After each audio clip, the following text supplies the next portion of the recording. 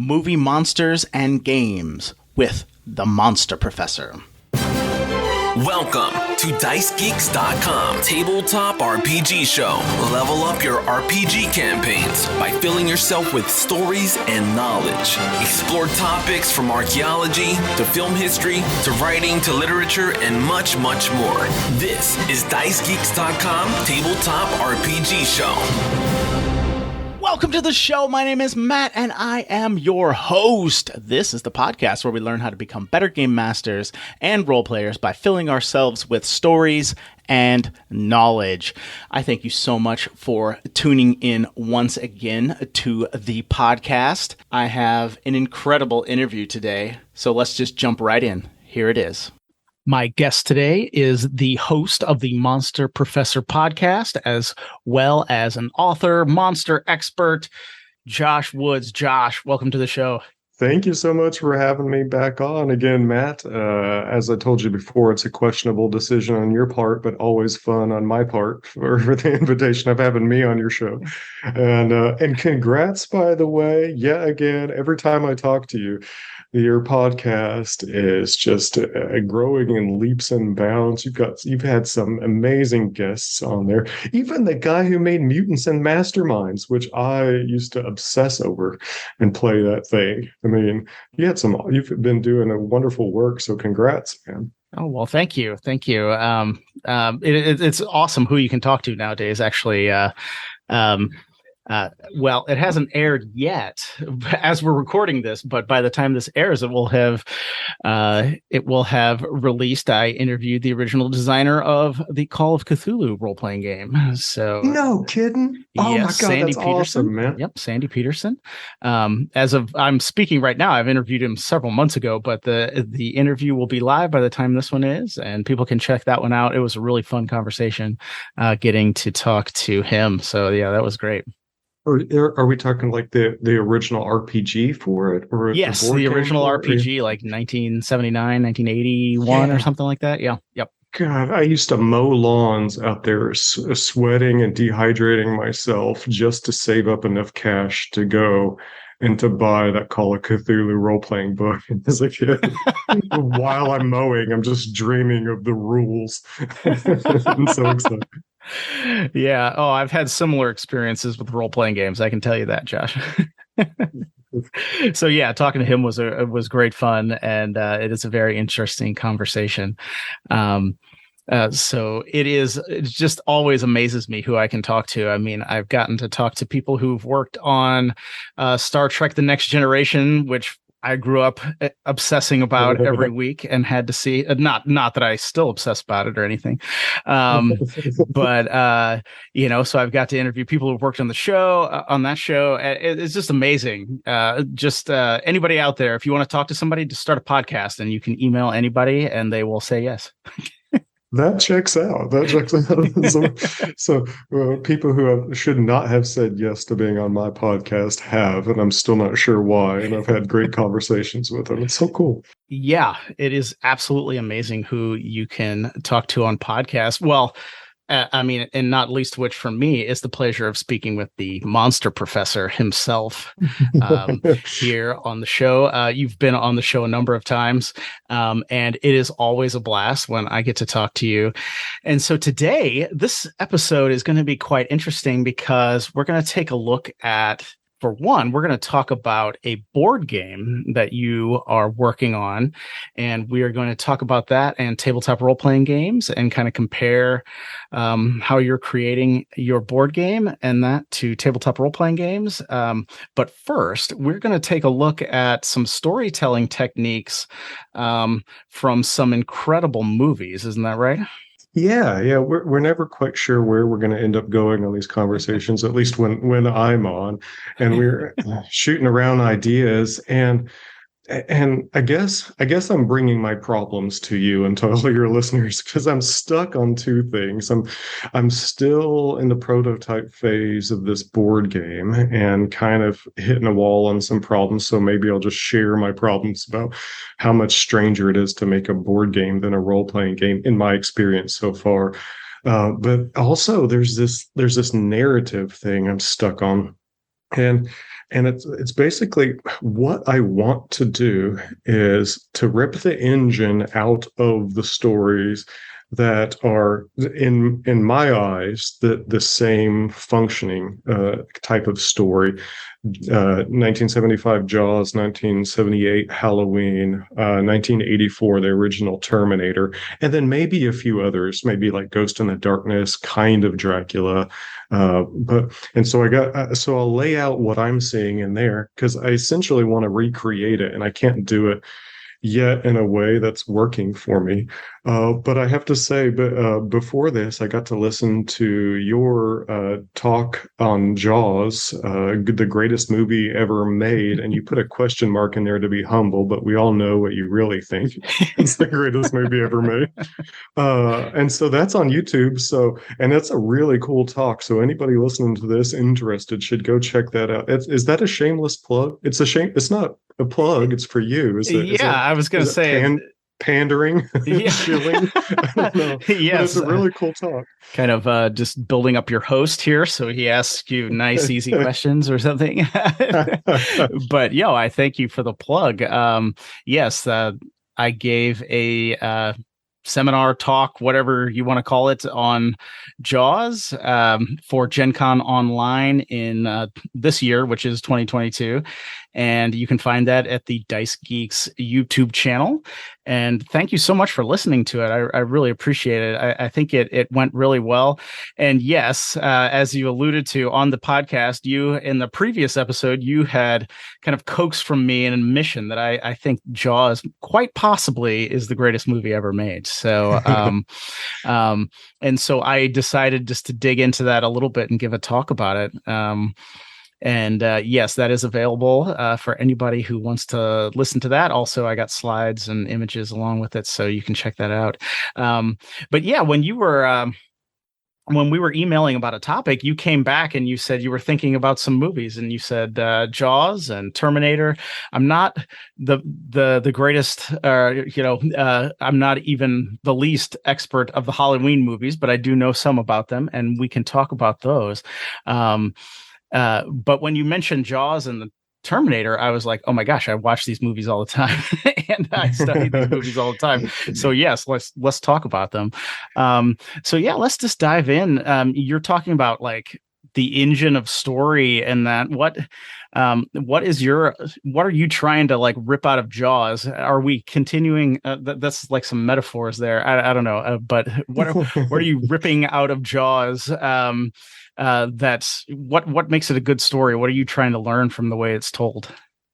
Well, I want to make my own, but I don't have my Bruce the Shark or my Shape or my Terminator quite sorted out, nor do I have the other elements. So here's what I'm saying. I've kind of already laid out on your show before what I think are essentially the 4 pillars that go into to make an archetypal horror story.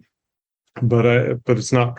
But I'm separating story structure from genre there. But more specifically to those, they're kind of like plot points and elements that I love so much. And when stories do this, and I think movies are quite good at doing this, I absolutely love it. And so you start off essentially with some naive quotidian folks that are kind of charming, like some everyday people here on Amity Island or in Haddonfield, Illinois, or Sarah Connor's crew, and she's just trying to wait tables and make a few bucks to party on the weekend and try to get a boyfriend.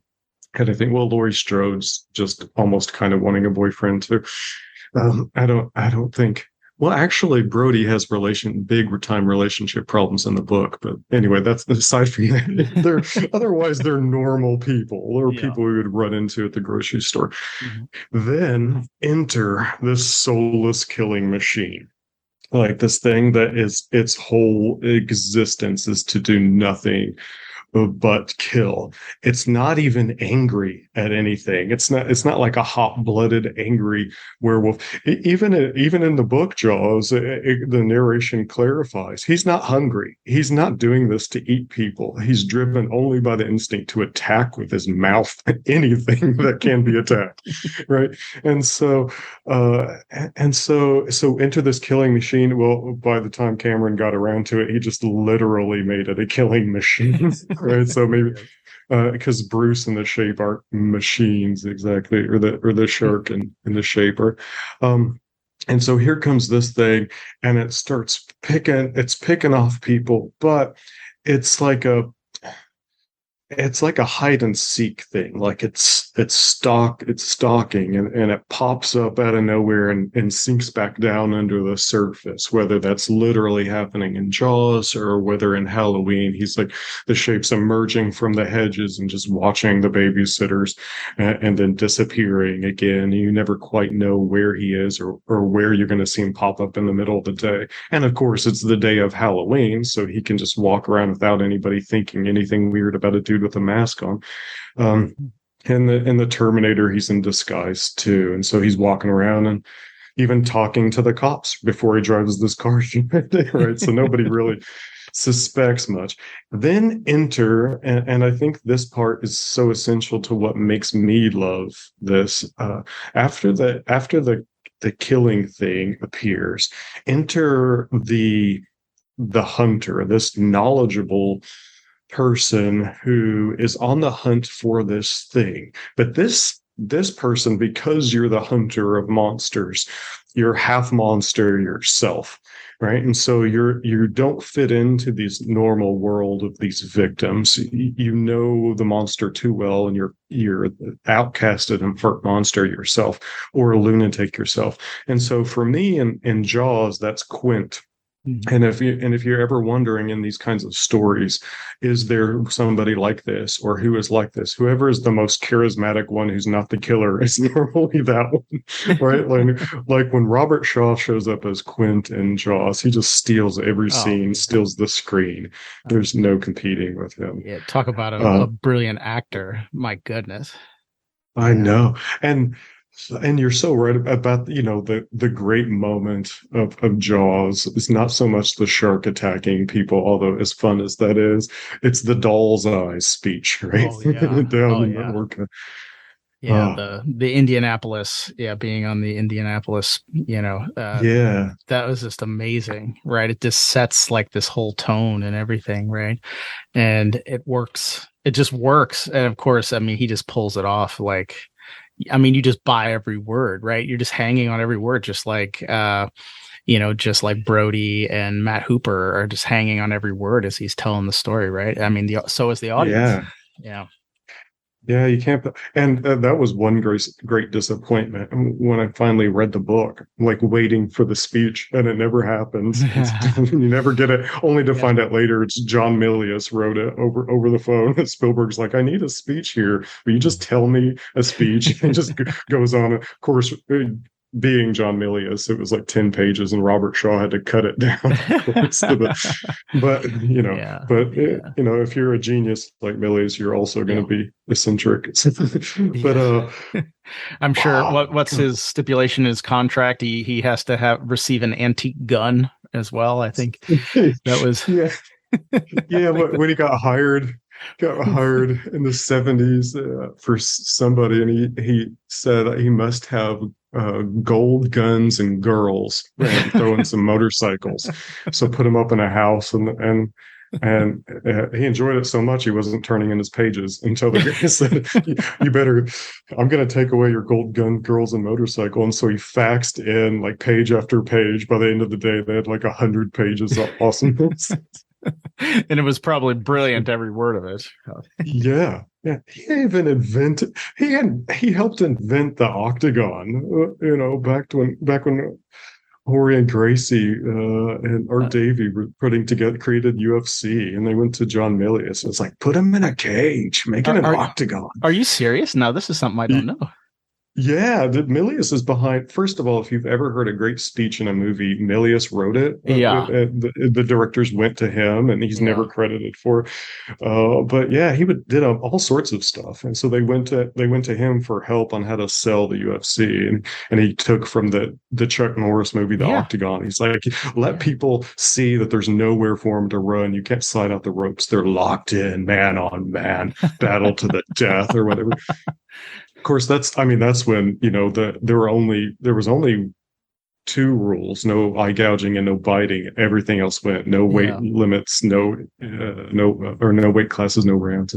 Okay, I'm way off track talking A about little UFC. bit, but I mean, you're Sorry. mentioning the Octagon, Chuck Norris, John Milius. Yeah. I mean, I'm listening because those are all good. But I have to go fight right after this, so maybe my brain's already toward the area of pain. Tuesday nights, fight nights for me, so I gotta.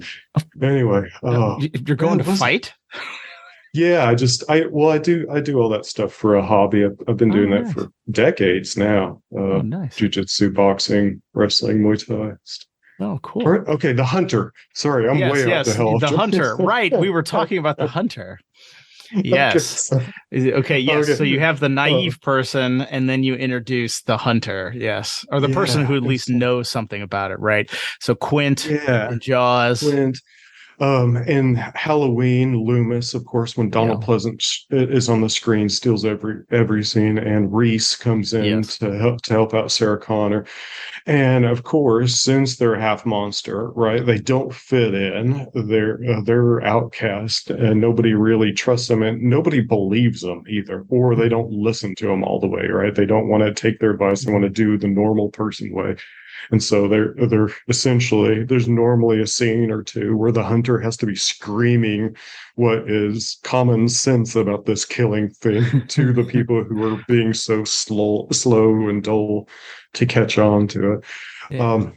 And then essentially most of the film is some version of hide and seek chase, where the killer emerges and then recedes and kills and recedes, and the hunter's just almost always just barely there or barely surviving, not enough. And then is zooming back to our everyday victims. They have to somehow find that inner strength by the end of the story to stand up and at least fight back a little bit. Like Laurie Strode gets to stab the shape and take him out for a moment. Brody gets to fight back. Sarah Connor finally gets to fight back at the very end and crush the Terminator thing. Whether or not the hunter made it to that point of the story, sometimes he does not. I love that story. I love that stuff. I think Ghost in the Darkness is a little bit like that with Winchester coming in as the kind of half wild, half lunatic hunter of the lions, Ghost in the Darkness. And it maybe Dracula kind of set that up. I mean, you've got Enter the Killer into London, and then you've got Van Helsing, and then there's this like hide and seek chase between predator and hunter. Although it doesn't quite do it as tidily as these others. So I guess what do you think about all that? Well, and I'm also thinking too, like, it's interesting that you say the hunter is like half monster, and I'm wondering, because it seems like Reese in the Terminator is made that way because he's had to fight in this future that is just doesn't allow time for anything but survival and killing, and Quint, he's that way because he watched his friends get eaten by sharks, right? His shipmates get eaten by sharks. But it's interesting that you categorize that as being half monster. I was trying to think of Van Helsing. I don't remember offhand, but I'm just thinking that's interesting that you would say they're half monster. That's because the monster has touched them, right? Right, in some way, and it's killed part of them, or do they just understand the truth that this is like, you just can't reason with this thing, right? Or as Reese says, right, in the Terminator speech where he's screaming right at the camera or whatever, in the cell, right? You can't reason with it, you can't talk with it. It just does this thing. Like a shark is the same way, right? Like you can't go up to the shark and say, why are you eating people? Like it doesn't work, right? The Terminator is not going to answer either, right? Because he's just a machine. He's just this soulless thing. So I'm wondering, why do you class that as half monster instead of just maybe using some other words like, they were damaged, or they were, they've seen the truth and now nobody believes them, so they're an outcast in that way. But why do you say half monster?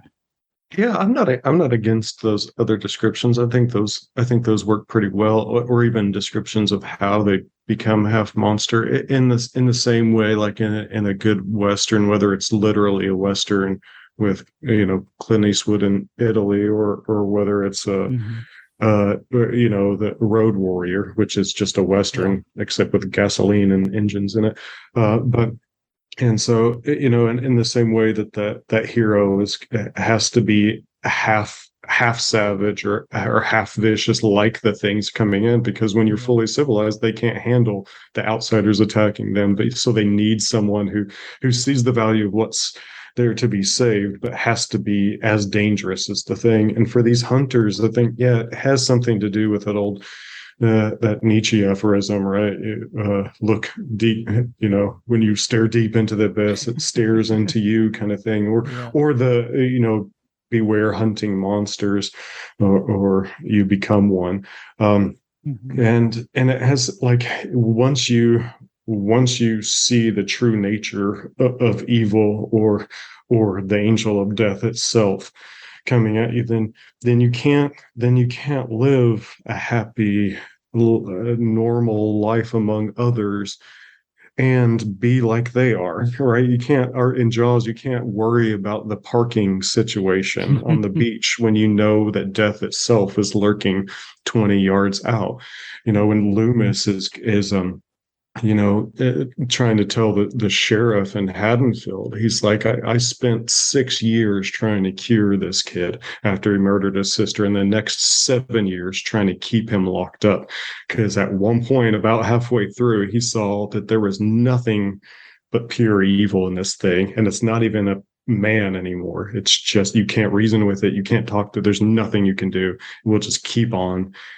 It will keep on killing. And then there's great moments in these where you get to see the hunter. If hell, Sean, we've been doing this for how many thousands of years, when before the hunt, we take on something of the deer that we're going to hunt. I mean, we'll even do that in deer hunting nowadays.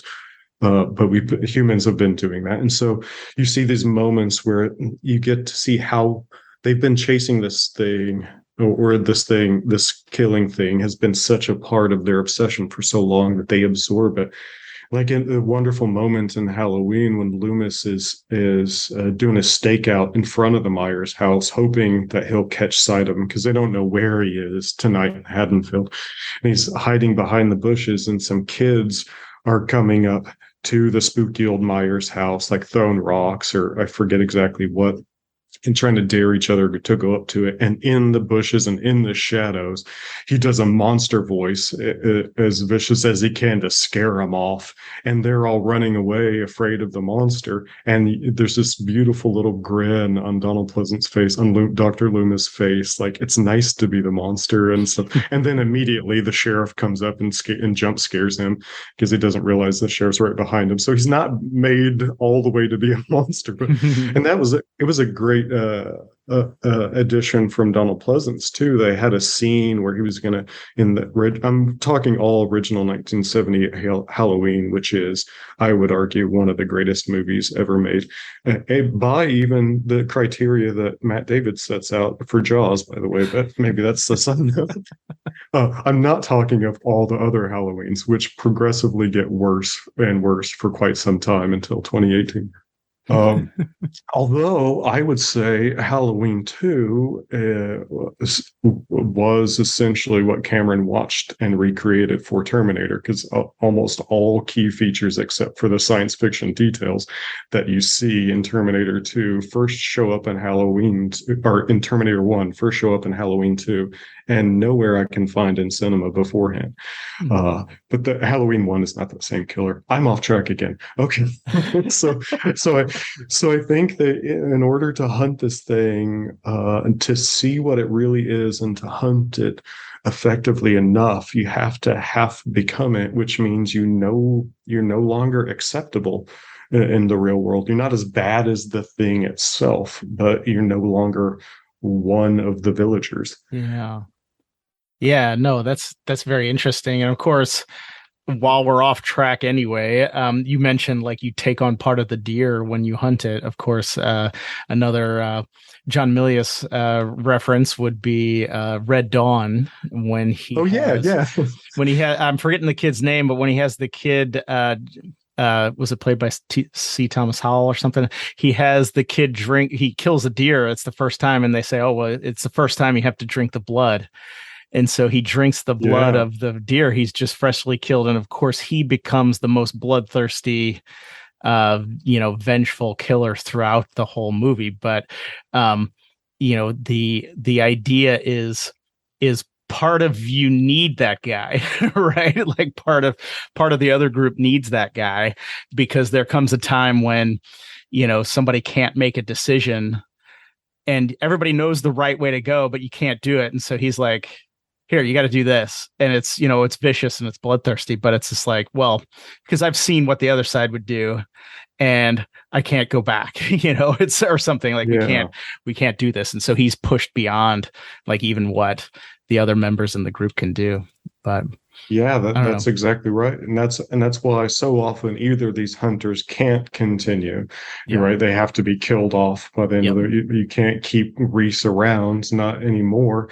Because he's too, or just like that's why the hero in the Western, he has to ride off into the sunset, because you can't keep him in town once the bandits are no longer there attacking your town. In a few days he's just going to be getting drunk down at the tavern. Then he's going to start killing you guys. So you got to get him out of town. Yeah, and that's interesting. And of course, so many movies try to follow that same formula, but they don't go all the way with the hero, right? And you get a whole bunch of movies that have the hero leaving for no reason. And, like you finish and you're just like, oh, he'd totally stay. That would be really cool. But you have to leave because that was cool in whatever movie. And you're like, that's ruined so many movies where the hero should just stay behind because they didn't push him into that territory, but he should have stayed behind. Like, they're like Brody. He stays on the island. Of course, he's going to be the sheriff. He's the best sheriff now to be on the island, right? Because he's always going to protect people from the shark, right? But like you have other, movies where it's almost like the producers and writers, or director, or the star, I guess, in some cases, get to the end and you're like, well, he has to leave because that was cool when Mel Gibson left in Road Warrior. That was cool when so and so left and whatever. And you're just like, and Shane or something. Yes. Yeah, and Shane, and you're like, but it doesn't make any sense here, right? Like it doesn't make any sense. But yes, Reese has to die. If the Terminator is dead, Reese has no purpose anymore, right? Like he just has no purpose. And Quint to die attacking a shark, right? I mean, that fits his character wasn't going to die in his bed, right? Like, go to the nursing home at age 91 or whatever and die in his bed. I mean, that's just not going to happen, right? He's linked to sharks, right? Ever since he was a young sailor on the USS Indianapolis, right? So he's got that, right? And so it's just not going to happen. But again, now I'm off on like one of my movie rants is when the hero leaves without motivation, right? Some of the worst, there are some of the worst examples that I could think of, but I'll try not to name names in case I interview people later on. But it's just, you can see it very clearly when that happens. And it's very frustrating because there are times when you're like, well, of course they'd leave because, of course, Road Warrior is not going to go and like, go off with this group of people and like get married again and have a family and stuff. A normal person would. A normal person would do that. But he's not normal, right? He's not normal. He's going to be bored in like 2 seconds. He just can't stay still, right? He's still haunted by what happened, right? Quint is haunted by what happened with the shark, and he's not normal anymore. With the Indianapolis, he's just not normal anymore. And Reese, absolutely. Same way. Like, what's he going to do in 1984 in Los Angeles or Mexico? Like, what's he going to do? There's nothing. If he doesn't have a Terminator to fight, what's he going to do? He's not going to do anything. He doesn't know how to live in this time, and he's going to probably just get into big trouble, right? Yeah. I mean, and I guess maybe that's another part of the answer to that. Well, why would I call them half monster? It's something like the monster they're hunting is half of who they are. I don't remember. I think I got myself off track, but when Donald Pleasance was like, no, he shouldn't have this scene where he calls his wife and tells her that he's not going to be home. He's on the hunt, for the shape for Michael Myers. And Donald Pleasance was telling young John Carpenter, fresh out of school, had one film under his belt that almost nobody had seen. That he's like, now, kid, like, listen, he should be single-mindedly obsessed. He should exist only to hunt the shape down. And so they went with that, and it made the movie so much better. Like, he is half this thing that he is hunting, and without it, he can't continue. Yeah. And of course, the shape survives, and so the boogeyman is still out there by the end of that one. And so I would defend that as the reason why Loomis lives through the end of Halloween. But anyway, so what does that have to do with games? I guess maybe gamers well, are thinking. Maybe before we translate into some games, of course, I will say when I gave my talk on YouTube, also you mentioned the spaghetti westerns of Clint Eastwood. I did a talk on that as well. That's on my YouTube channel. And you guys, anybody who's listening can check that out at the Dice Geeks YouTube channel.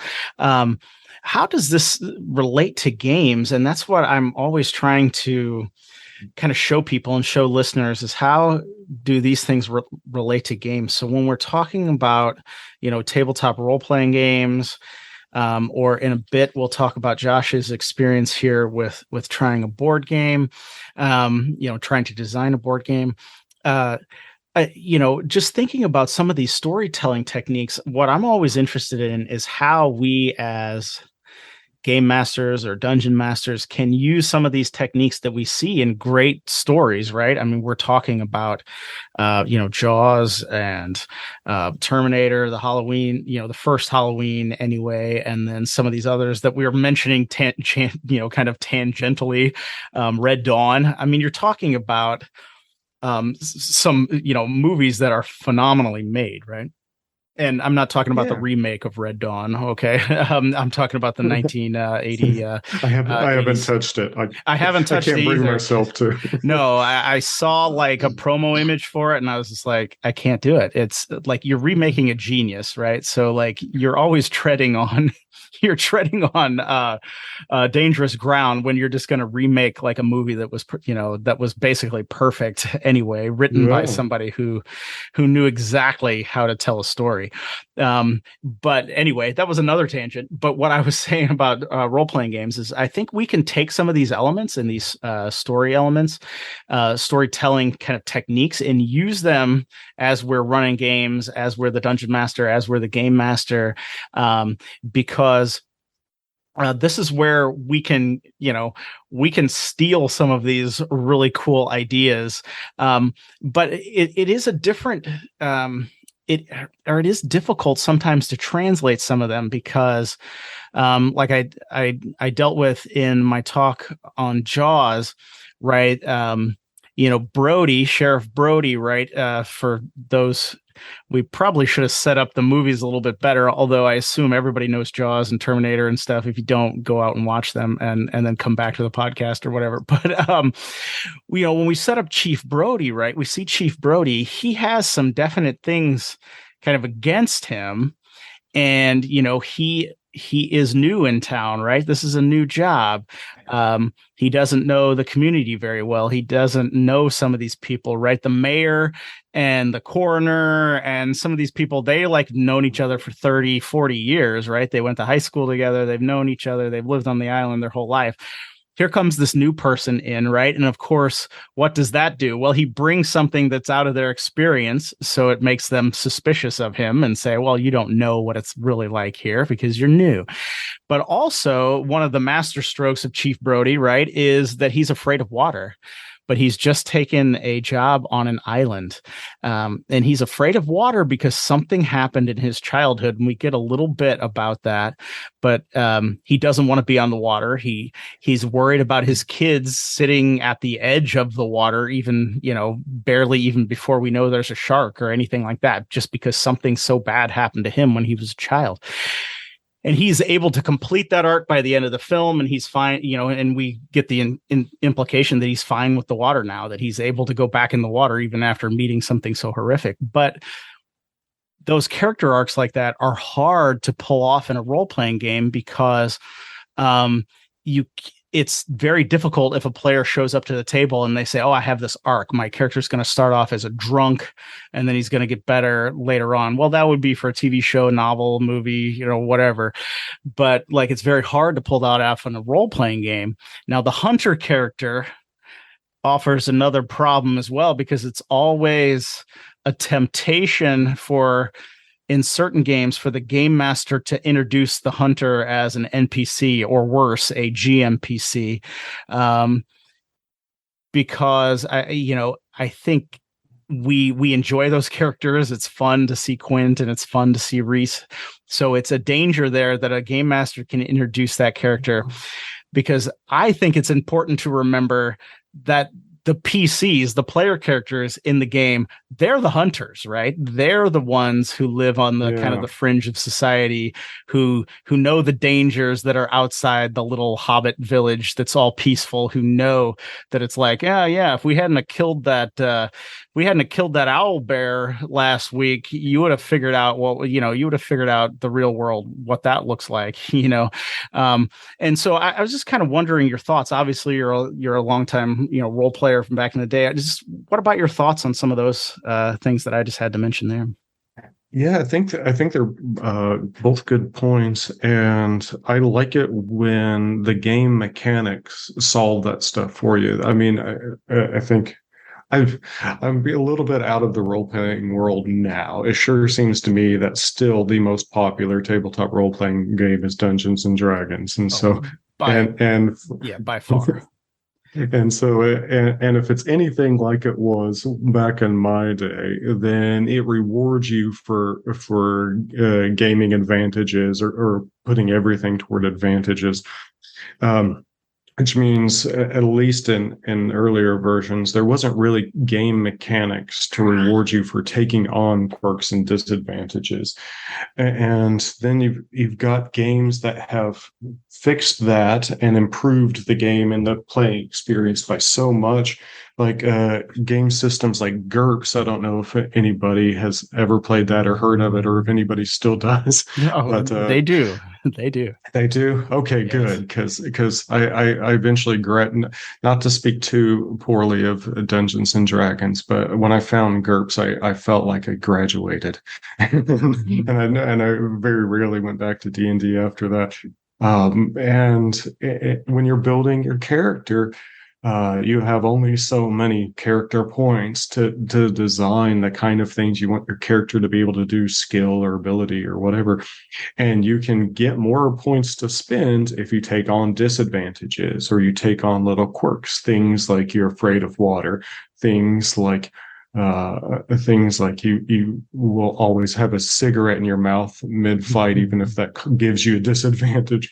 And I think there are other systems that figure out ways to build the kind of story elements we want, like flawed characters or characters that won't always do the most advantageous and strategic thing. It is Torchbearer, when that game system does it so wonderfully, because not only do you kind of lay out your quirks that could be for or against your character, depending on how things go. But during the game, if you call on one of your one of your characteristics, your personality, or your race or your nature, if you call on this to give you a disadvantage in a moment, then you get one of these hard to get gain points that you can then use later.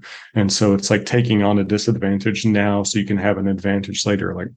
Like, oh, my character is courageous, but therefore overconfident sometimes. And so like, oh, I've got to attack these goblins down at the end of the hallway and they've got arrows trained on me. Well, how about I'm going to give myself a -1 dice disadvantage because I charge at them too boldly, right?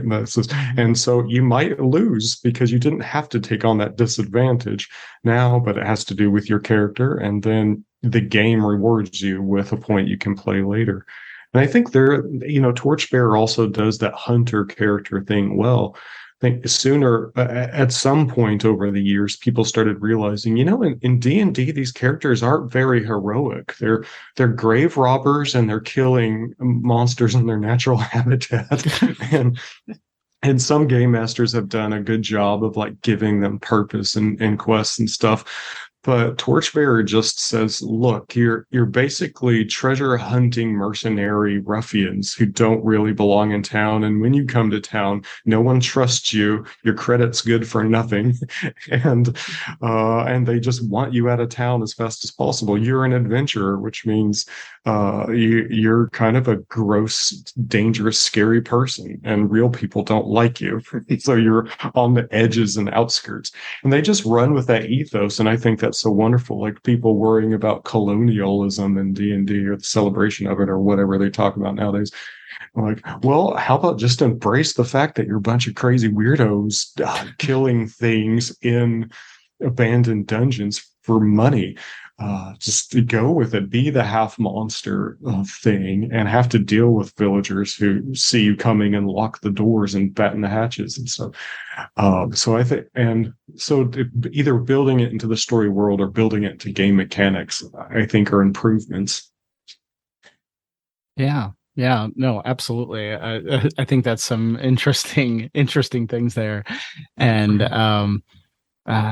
yeah, I don't know. It's always I think it's absolutely right. Like putting some of the flaws into characters and systems that do that with advantages, disadvantages, or some people call them quirks or bonuses or benefits or hindrances and stuff like that. There's different names for them, but a lot of those systems do tend to be popular, especially when they're introduced to players maybe for the first time or something like that, because you see that. You kind of just see that place where you can just be like, yeah, my character is this way. Like you were saying, some of the games have like they're a chain smoker or whatever, or they're always, talking, at the worst time or something like that, whatever the disadvantage is or whatever. And I think people, really kind of resonate with that. And of course, because then you can usually in those systems, you can take those extra points and put them into something else. And I remember some years back playing a campaign of Legends of the Five Rings. I made my character blind and I got a whole bunch of points, right? But my character's blind. Of course, it gave me the chance to play, basically like a Zachuichi, right? Like a blind swordsman character or whatever. And so I was just like, well, I'm cool with that. And so I got a lot of other, perks besides because I took something that was, being blind. And it was a lot of fun. It really flavored the campaign in a way that, if I just had to say something like, oh, my guy's a drunk all the time, except for when, it comes to fighting or something like that. Well, I'm just saying that it's not prescribed in mechanics and stuff. And so that's what I think, you're saying there. I think that does help people by putting that into the mechanics. I think that does help people kind of, understand their character a little bit more and try to give them some arc. Although I was thinking while you were talking about that, I don't know of a system offhand and that where you can start with the disadvantage like that and you get rid of it later on through an arc. So I don't know if there is one. Does GURPS do that? Does. Yeah, they say that, as you progress and you get through stuff and you get rewarded with more character points, you can use those then to buy off the disadvantage you took on at the beginning. And of course, you're supposed to give reason why through these experiences you've kind of shed that disadvantage. And so you've overcome your alcohol problem or this kind of thing, or you've overcome this fear because you just spent those points to buy off that disadvantage now that you have excess points. Or I always like those disadvantages that really force role playing more, like your character can never keep a secret no matter what. And so you go into the bar or whatever, like, what are you doing here? Well, here's this treasure map and this is exactly where we're going. Like, and so the other characters have to like figure out how to keep you out of the bar while they're in there trying to get intel. And so the different kinds of behaviors that force everybody to have to interact in character, but it's built into the system. It's not just an add-on flavor. I really respect those systems. I love those. Yeah, no, absolutely. It is a lot of fun. It is a lot of fun when you get to kind of look through the list and pick disadvantages and things. It is a lot of fun. Actually, just last year we played a few sessions of a Doctor Who role-playing game, and one of my players who was playing the Doctor, they have a system like this. I think he picked every single disadvantage in the book. We might have missed. He might have missed one, or two there, but he picked every single one because it allowed him to buy like all the advantages, basically, because that's kind of what the Doctor is. And it's set up a really interesting, few sessions when we were trying that game system out, because he just had a boatload of problems, but he could fix a lot of things. He could do a lot of stuff, but man, those problems came into play quite a bit. And that was a lot of fun. Also watching him, it doesn't hurt that he's a fantastic role player. So it was amazing watching him playing all of these, or I would just have to occasionally just be like, oh, remember you have a phobia. Oh, right. So then he would start doing it again, and he would just play off of some of those disadvantages. And it was a lot of fun to see, what he was up to doing that. It was just a lot of fun. So yeah, that's interesting. And so that, I think, is a way that we try to build in those character arcs that we're kind of used to seeing in movies like Brody's arc, or the only person that has an arc in Terminator, of course, is Sarah Connor, right? She goes from the kind of hapless, harried waitress, just trying to make it, like you were saying, to like the mother of the future, I think, is the tagline, right? Like she is going to end this Terminator, now, because she has to, and that's just the way it's going to be. And so, yeah, how do you recreate that in a game? And I think the disadvantage system also works. And I think that kind of disadvantage advantage system works really well to do that. But now you have entered kind of the fray, and you're trying to work on a board game. Why don't you tell us a little bit about that? I'm sure does it involve monsters? Well, wouldn't you know, Matt, it does involve monsters. Right. And it's been really fun so far, although it's been wrought with frustrations, but only those kinds that are so enjoyable when you're creating something you love. So essentially, And I think it's still in prototype phase. So if anyone's wondering, like, where can I check it out or buy it? You can't yet, although I'm going to start recruiting more playtesters soon at some point. So if you're a playtester, I don't know, maybe reach out to me. Although it's getting some game companies came to me to hear more about it. I feel like Kickstarter does so many cool things. I think it's made for Kickstarter, so I might go there. Essentially, I stole this idea from my wife. I steal all my good ideas from her, but she stays out of the light, so I always take credit for everything. I was making more of a slasher a game. I've been nothing but obsessed with 80s horror and retro slashers. I guess slashers go from retro slashers for me goes from about 1974 to about 1989. So more than just the 80s, but I just can't stop watching every single retro horror movie, especially retro slashers, for a while now. And I've been working on one. I took that really successful Jaws board game that has wonderfully fun mechanics, and I just changed the details to make it Halloween in the shape instead of the shark, and Haddonfield rather than Amity, and all this kind of stuff. And then I wanted more of a retro horror feel and retro horror summer camp, like the Friday the 13th movies, for instance, or the Burning or Sleepaway Camp. And trying to do it, and my wife was like, well, we love Stardew Valley, the video game, as well, which is very I guess there are monsters in it, but it's cutesy, casual, fun farming game.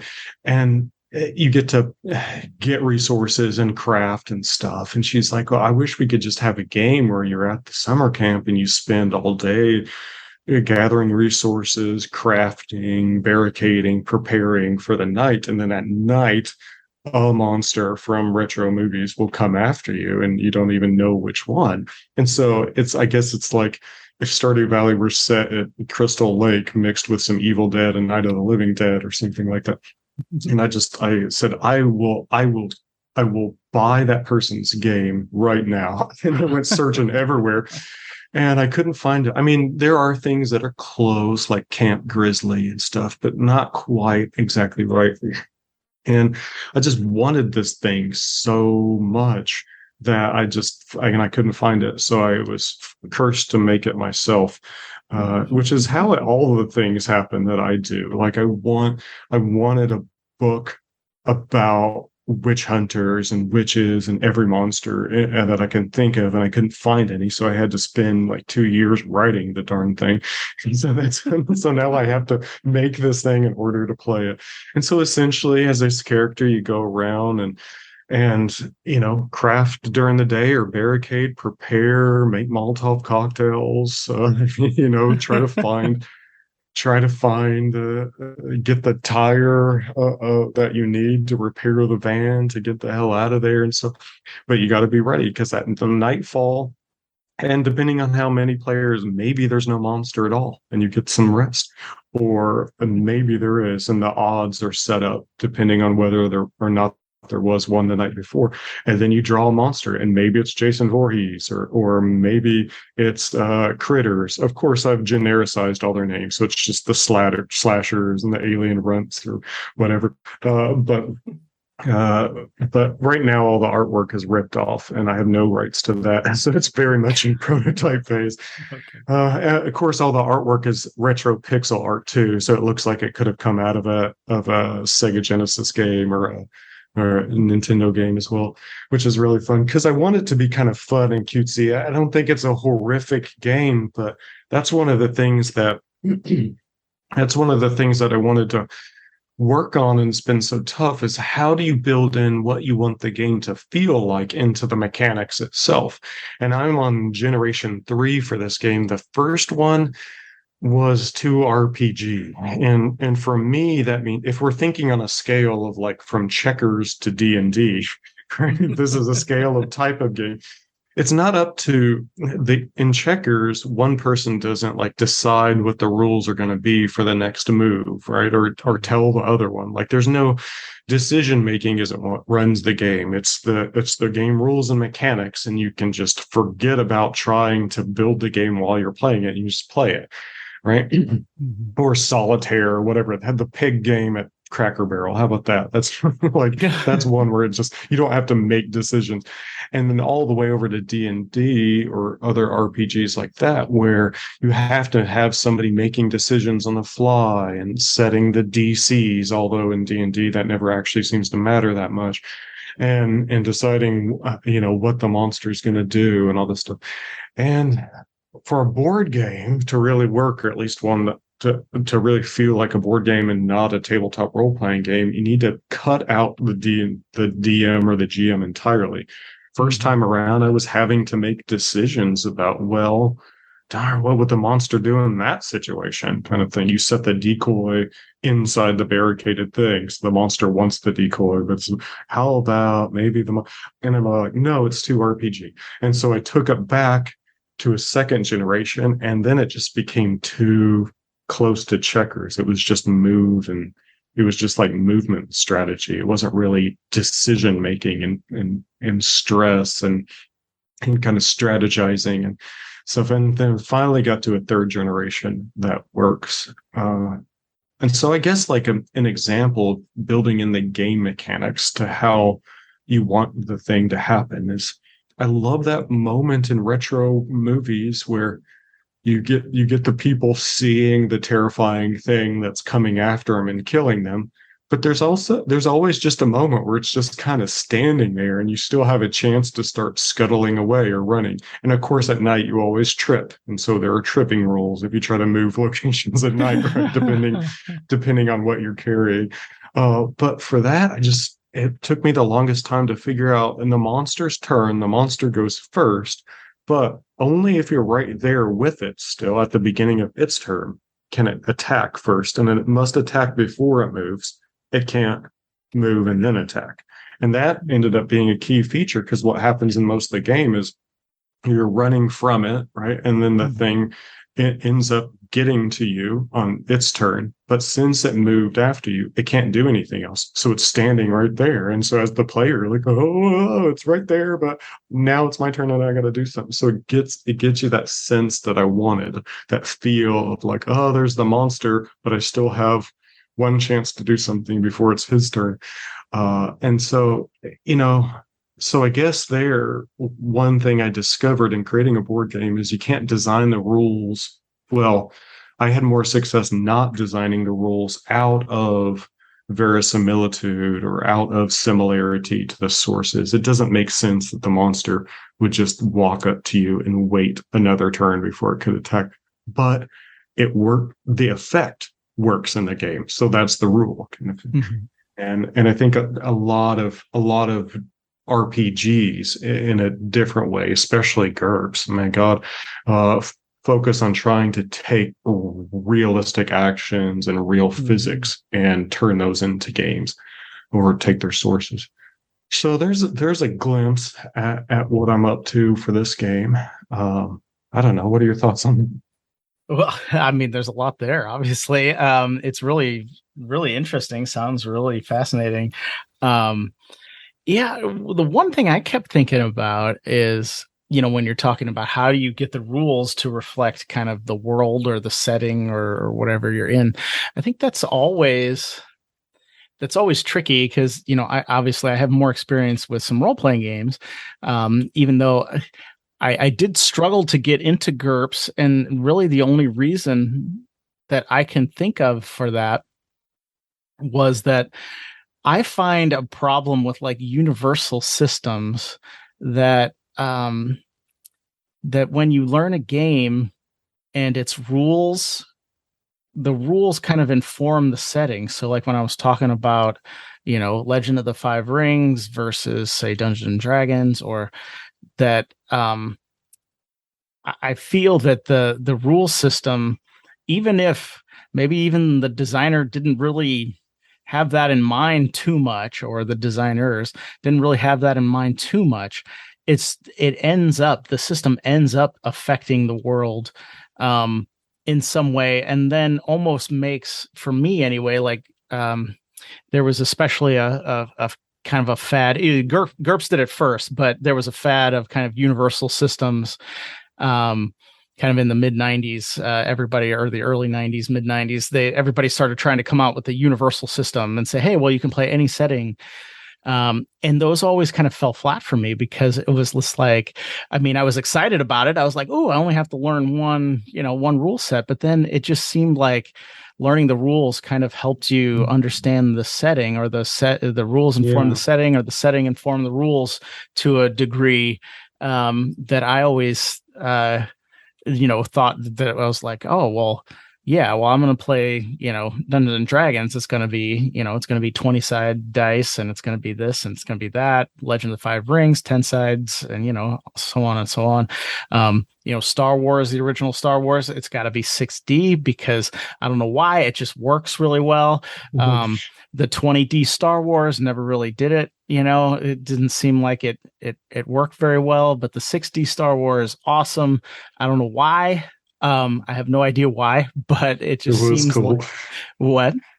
It was cool, man. The original was awesome. Yeah, I rant about that game on here all the time. I even interviewed Bill Slavacek, who wrote the source book, the original source book. No kidding. Oh my God, that's so cool. Yeah. Well, he also ran 3rd edition Dungeons and Dragons, and I totally geeked out and hardly asked him any questions because I was like starstruck because it was just so amazing.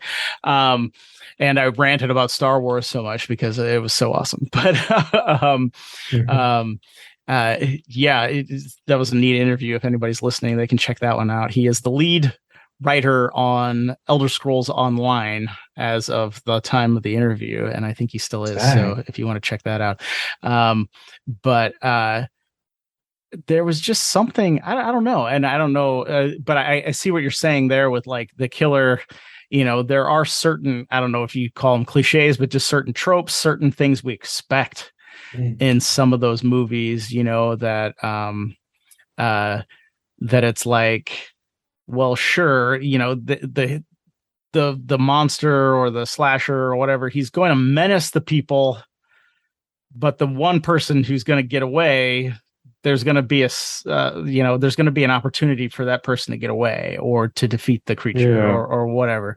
And because that's just the way the story is told, right? Like, now in a game, I guess you could all lose and you just be like, oh man, the killer won, dang, or whatever. Which happens sometimes in those movies too. I mean, sometimes everybody does. Yeah, but I mean, I guess maybe that was a bad example when I'm saying the mechanics doesn't have to match or be, have that similarity to your sources, because that is a bit of a similarity. But like another one might be like, well, in these retro horror movies, there's so often a moment that my wife brilliantly calls scream traps, where the killer just takes one of the bodies that murdered and hides it in a closet. And so when the next protagonist, you're following, they open the closet door and then there's their dead friend and they go, ah, and there's screams. And of course, that's when the killer comes after you because you just alerted yourself to where you are. It's a scream trap. And so, when you're searching for key items that are hidden, like the van keys, right? There's a chance that the card you're going to draw is not the van keys and is not the hint at where the sheriff's revolver is at camp, but instead it's a scream trap. And then I originally played it through. It makes perfect sense that you could also search and find it in the day when there is no monster to come after you trigger the scream trap. And even in the movies, they find their dead friends during the day all the time. And it just didn't work. You should kind of need the monster to come for you. And so you can't. So I just changed the rules in a way that makes no sense, except it works, which is you can't search for these things. You can't really search for the hidden stuff until it's nighttime when there's a monster about and when scream traps are really dangerous. That makes no sense, but the game works so much better that way. So, and I think role-playing games can learn from that too. That's something that GURPS did horribly, but one reason, you only have to learn one universal set of rules to play any type of setting, except you don't, because there's so many details that you have to have like 50 source books just at creating your robot character or figuring out the physics. You learn more about the physics of ammunition ammunition and firearms through GURPS rule books than you find anywhere else. It just tries to recreate physics and real action so closely. Sometimes it's okay to just make the rules have the effect that's fun. Yeah.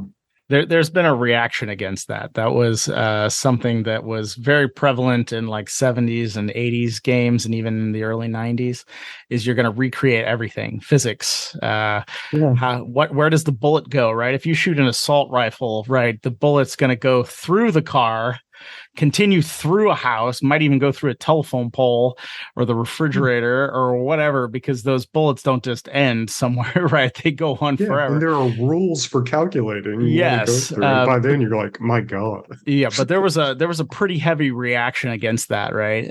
Especially in the early 2000s, there was a big, heavy reaction against that, and we get a lot of usually called rules light or storytelling games where you just say, well, I shoot my assault rifle and it doesn't matter, right? Like you don't need to, you could, if you want a complication, maybe the game master or somebody could introduce a complication, but like you're not worried about the physics or things like that. So there was definitely a reaction against that. And I think there was a good reason. I mean, right. I mean, I have a lot of source books, right? I was trying to figure out a lot of stuff in some other game systems, and it's just like, do I really need to know, like the actual falling velocity of somebody, or could we just say, if you fall over like 3 stories, you're probably dead, or something, or, or just give me a damage, or, if you just want to do it like a game, sure, somebody can fall out of a plane and survive because it's a game, whatever.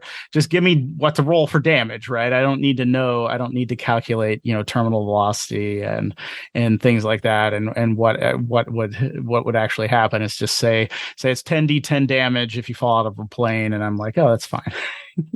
Yeah, and I think so that simplifying and streamlining rules, I think, was one of the lessons that I started learning. And how do you remove the GM or the DM, and how do you make a board game work? You just look for the feeling that you want, what you want the game to play like, and just figure out how to build rules around that thing, which I think requires a wider game vocabulary than just D&D and Monopoly.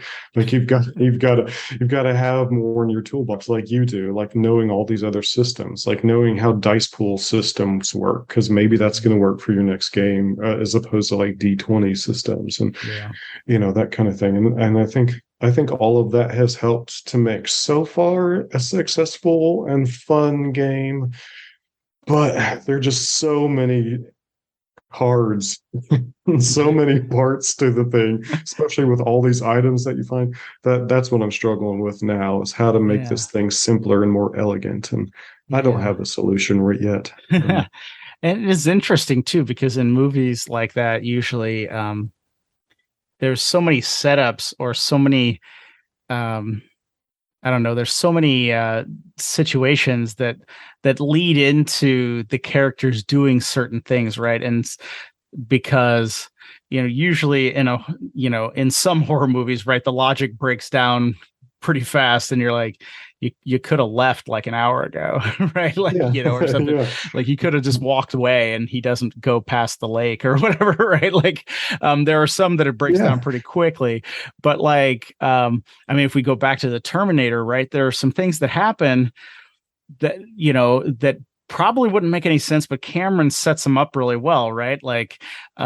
Sarah's roommate always has her headphones on, so she's not going to hear when her boyfriend's being killed, right? Because she's always listening to loud music.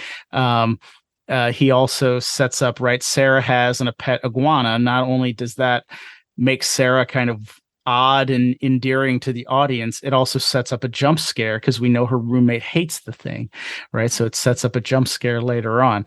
Her roommate Ginger's boyfriend is ripped. Well, the Terminator takes him out, no problem. So we're just building on the point of the monster is just like unstoppable, right? Because there's this dude who's totally ripped and he can't do anything against it, right? He can't stop it.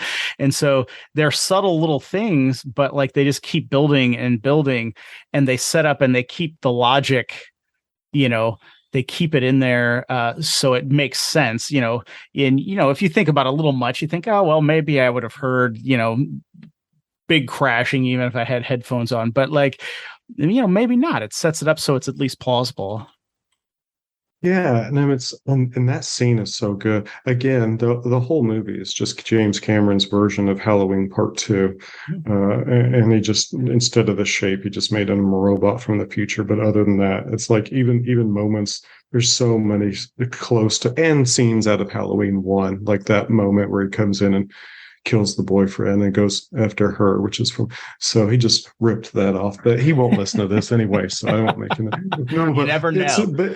You never know, Josh. Actually, I'm hoping he's there listening to this right now. He's like, I've been silent for 50 episodes, Matt, but now never have that guy on again. Yeah, he'll message me on LinkedIn or something and be like, yeah. I heard that podcast.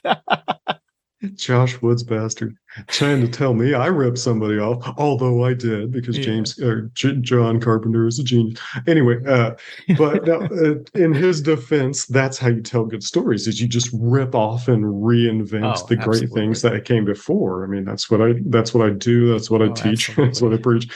And that scene is so great because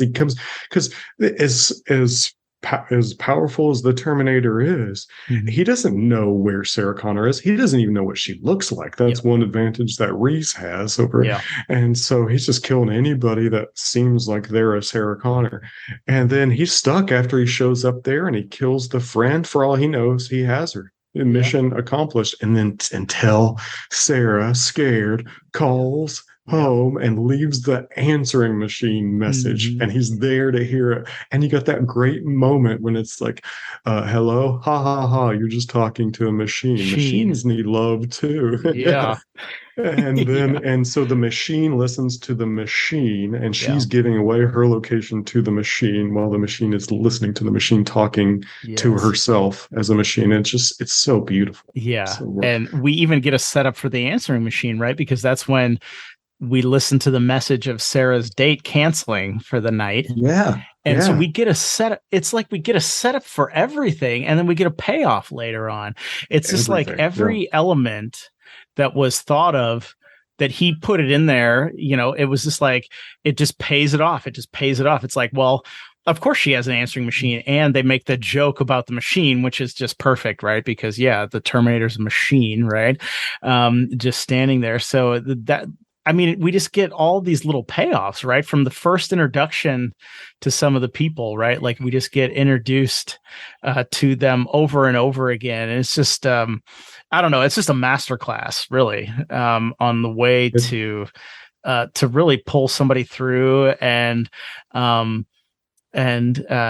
well, even all the way, I could go on, but, and we're over time already, but that's kind of normal for us. But like, he even pulls us through when Sarah finally gets like a hold of the police, right? The police officer's like, well, just stay in public. He's not going to do anything to you in public. Yeah. Right. And we get as the audience member, we're like, what are you talking about? Like this, he doesn't care, right? This is not a person, right? This is not some even sick or deranged person. Like he doesn't care. Like, what are you going to do? Arrest him? Like, no, you can't, right? Like it doesn't work. Rules don't apply, right? Like even the rule of being in public, like, oh, you're safe in public, doesn't apply. And those little things just work as like a ratchet on the tension and just kind of pull the tension up and up and up. I mean, it's just great.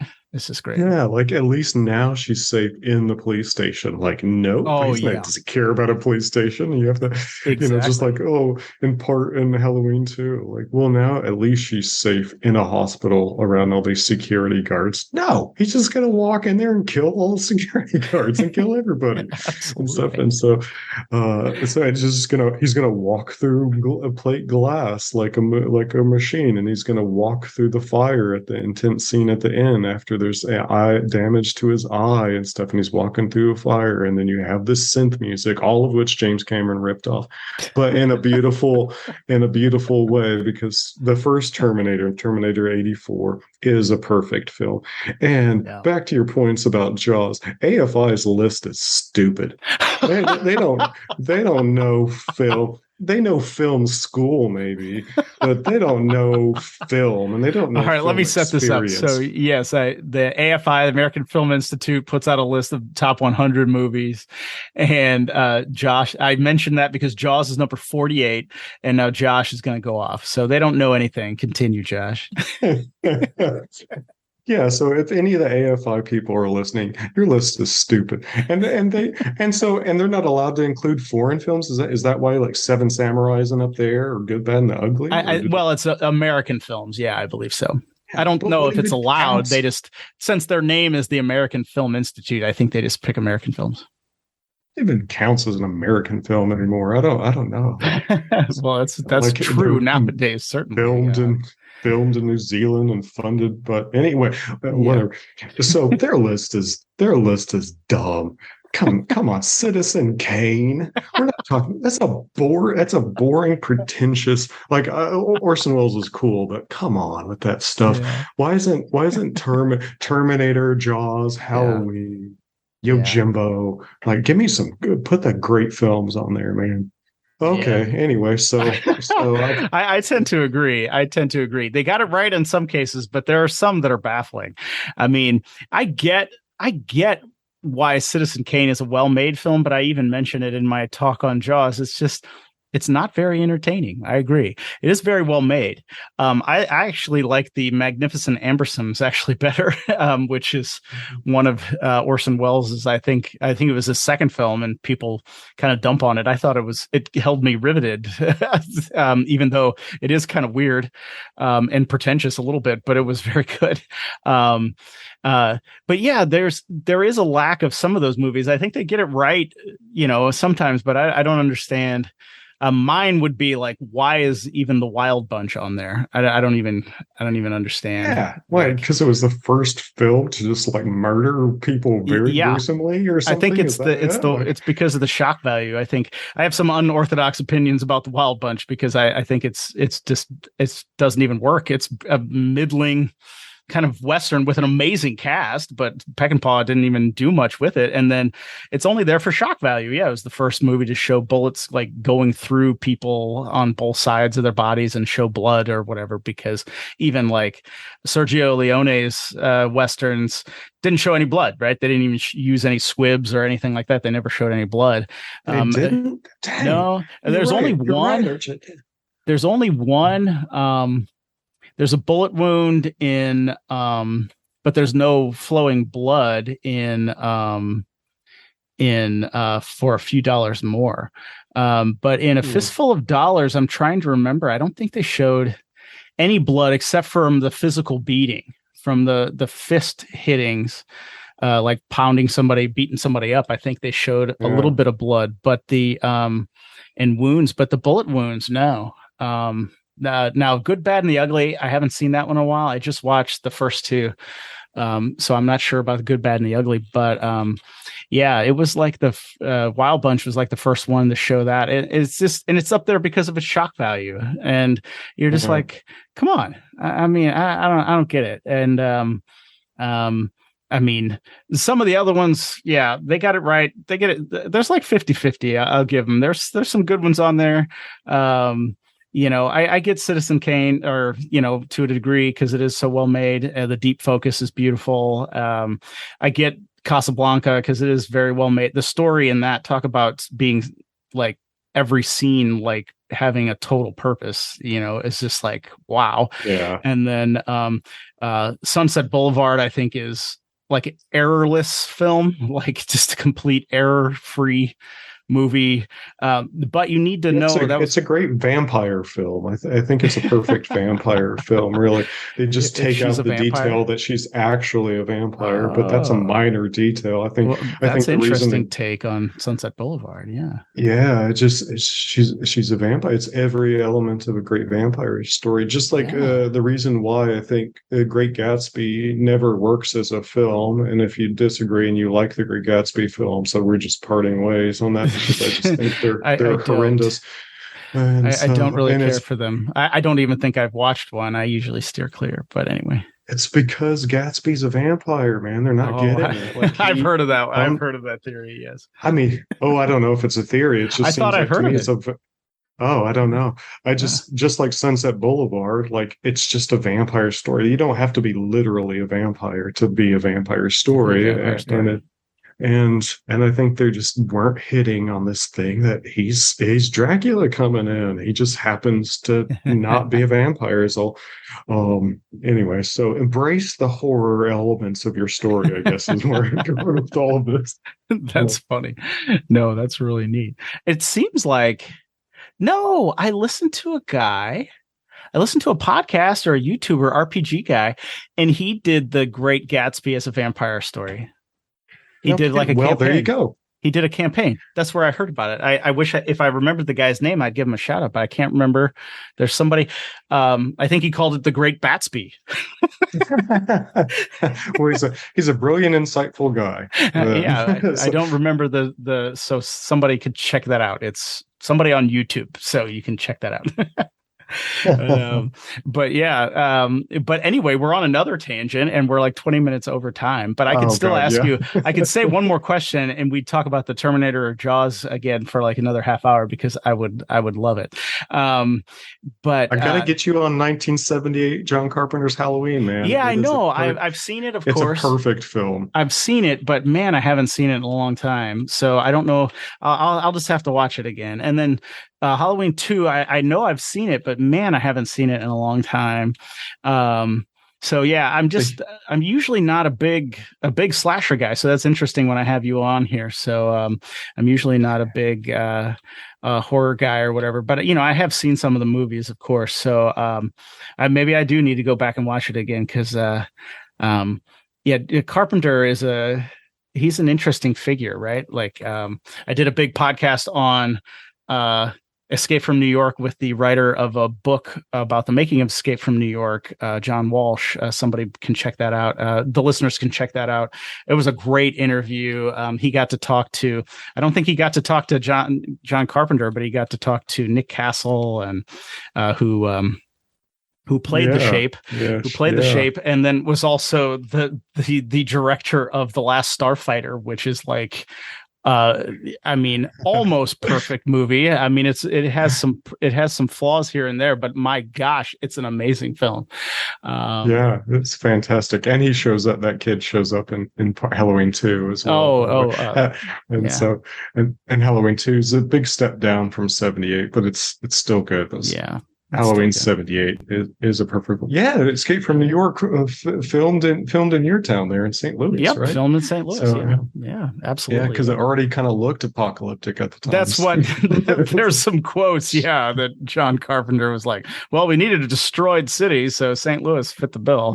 And you're like, "Oh, thanks, thanks." But ended up being a blessing. It was a blessing, and people still talk about it to this day because we don't get a lot of movies shot over here. Imagine that. But I'll go to Archon, the convention here, the big convention actually held over in your area, over in Illinois, but in the St. Louis area, and I'll give seminars on movies and people will always come up. This goes without fail, I have like 3-4 people the weekend come up and say, "Did you know that Escape from New York was shot in St. Louis?" And I'm like, "Yes, I did." I did indeed know that, yes. Because it's such a big news. I mean, it's what, 41 years ago, 41 years ago. But we don't have Marvel movies shooting in St. Louis or anything like that. So it's big news 41 years later. and it's it doesn't hurt that it's a great movie. So oh yeah, it's fantastic. Carpenter's a genius, man. Not enough credit. He needs to be on the AFI list like 5 times. Yeah, well, I mean, quite possibly, because there's some stuff. Yeah, I don't get some of the ones on the list either. I would agree with you, but I'd move Jaws up, as you know. All right. and I'd put Terminator on there because I don't know. I don't know if there's it is hard to find some movies that are so perfect, right? That are so perfect at what they do. That I don't know, that the storytelling fits exactly and just carries you right along with the suspense in the film. But anyway, I'm rambling. like I said, if we mention one more thing, if we mention Escape from New York, we'll talk another half an hour about Escape from New York, because there's a lot of monsters. There's a lot of monsters in Escape from New York, including the main character who calls himself a snake. Yeah. Yeah. It's the most famous snake in the post-apocalypse. Everybody knows where you want to go, where everybody knows your name. Yeah. Yeah, then thinks you're dead. which is a brilliant storytelling technique in and of itself anyway. Oh yeah. Because people are like, they all know him, but it's like, hey, I thought you were dead, which it adds just a total layer to the story, which is just awesome. Yes. And talk about all different kinds of monsters that we have in that movie, from almost literal monsters to kind of figurative, like politician monsters and all kinds of things. Donald Pleasance again as the president. Yeah, see, we're doing it again. We are doing it again. We're entering the second hour of a movie rant, a disjointed stream of consciousness movie rant that hopefully listeners can follow. But anyway, Josh, I should let you go. I'm taking up a lot of your day here. Why don't you let people know, where can they listen to your podcast? What is your podcast? When can they listen? And what kind of stuff do you talk about over there? Thanks for the shameless plug opportunity. Absolutely. Yeah, you can check out my podcast, The Monster Professor. Although I've been getting a lot of emails recently from fans all over the world. I have listeners in parts of the world I never expected, say, "Hey, where are you? Are you okay? Are you still alive?" Because I haven't done any episodes in a while. But by the time this is airing, they have come back out because they're stacking up the recordings. So I'm gonna release them and get going for sure as the fall begins. So check out The Monster Professor anywhere you can find any podcasts. It's just anywhere, everywhere. And if you want to check out more closely what I'm up to, my books, or to see if I finally got that board game for sale anywhere, check out my website, joshwoodsauthor.com. I don't even like that title for a website, but there's so many other cool Josh Woodses out there. I didn't know how to distinguish it at the time. So joshwoodsauthor.com or Monster Professor. Find out what I'm up to. Shoot me an email if you have any feedback on some of the weird stuff I said today, or my insults. If you're from AFI, or if you are James Cameron and I made you mad, you feel free to just rant at me. I can deal with it. Yeah. And if James Cameron or anybody from AFI is listening, I will glad to have you on the podcast. Totally on the podcast. We'll discuss the Monster Professor's criticism, and we will discuss that on the podcast. Absolutely. Yeah, everything bad said about you is from Josh Woods, not endorsed by Matt David and Matt David's in any way. Well, thank you for that one. And you should have bought joshwoods.com in like 1998 or something, right? yeah, I should have. Although I hadn't quite figured out the internet. I was still trying to get World of Warcraft, or the Warcraft, not World of War, just Warcraft. Warcraft, yes. Booting or Doom. They can surge and play in Doom. Or StarCraft, I think, came out that year too, right? Yeah. Oh yeah. Yeah. Or whenever, StarCraft 2 or something. Yeah, even. But whatever. But yes, you should have gotten joshwoods.com now. I'm sure that would be long gone. But well, thank you so much. I will definitely put links in the show notes for this episode at dicegeeks.com, so everybody can find the Monster Professor or Josh Woods author.com very easily by just heading over to dicegeeks.com, checking out the show notes, and you will find links there. You will also probably see a link to one of Josh's novels or something like that, because I throw those in usually just to help out Josh. You can check out some of his thoughts on monsters and fiction as well. So Josh, it was just awesome having you on the show again. Like we were saying, we're almost entering the second hour. We are into the second hour of rambling about books and monsters and all kinds of movies and all kinds of things like that. So I thank you so much for coming on the show again, man. Always a pleasure. Anytime, man. And congrats on your success with the show. It's been a blast. So thanks. All right, there you have it, guys. I really hope you enjoyed my conversation with the Monster Professor today. There is so much we can take from movies and use them in our campaigns. And when we're running tabletop RPGs, it is incredible. So I really hope you enjoyed our geek out on the Terminator and Jaws. Also, I really hope you enjoyed Josh's explanation of his game and some of the mechanics and some of the things he is dealing with in his board game. I know I wish him all the success with that project, and hopefully we'll be hearing more about it in the future. In the meantime, you can check out the Monster Professor podcast and Josh's books by going to the show notes at dicegeeks.com and checking out the links there, or you could just search for the Monster Professor podcast. It is awesome. Now, if you want some free stuff, head over to dicegeeks.com/free. You'll get 10 free dungeon maps. You'll never miss an episode of this show. And each and every Friday, you'll get an email update from me letting you know what is going on in the wild world of Dice Geeks. Actually, that is a correction. You'll get 20 free dungeon maps. I keep forgetting that I've updated that. So head over there, dicegeeks.com/free, and you will find some interesting stuff. All right, guys, I really appreciate you listening to the show. If you would like to support the show financially, you can do so at patreon.com/dicegeeks. You can also leave a rating, review, click subscribe, star, whatever, 5 stars, all that stuff. Wherever you are listening to this podcast, on Spotify, Apple Podcasts, all that stuff, it really helps out the show. As I mentioned, thank you so much for listening. Until next Wednesday, keep gaming.